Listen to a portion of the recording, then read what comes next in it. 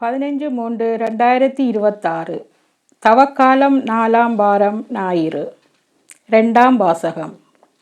இறந்தவனே உயிர் பெற்றெழு, கிறிஸ்து உம்மீது ஒளிர்ந்து எழுவார். திருத்தூதர் பவுல் எபேசியருக்கு எழுதிய திருமுகத்தில் இருந்து வாசகம். 5:3-14.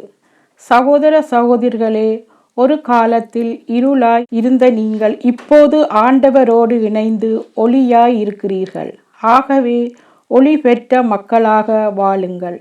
ஏனெனில் ஒளி எல்லா நன்மையும் நீதியும் உண்மையும் விளங்குகிறது. ஆண்டவருக்கு உகந்தது எது என்பது ஆராய்ந்து பாருங்கள். பயனற்ற இருளின் செயல்களை செய்கிறவர்களோடு உங்களுக்கு உறவு வேண்டாம்.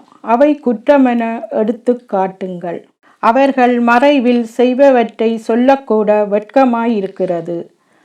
அவர்கள் செய்வதை எல்லாம் குற்றமென ஒளியானது எடுத்து காட்டும் போது அவற்றின் உண்மை நிலை வெளியாகிறது. அவ்வாறு தெளிவாக்கப்படுவது எல்லாம் ஒளிமயமாகிறது.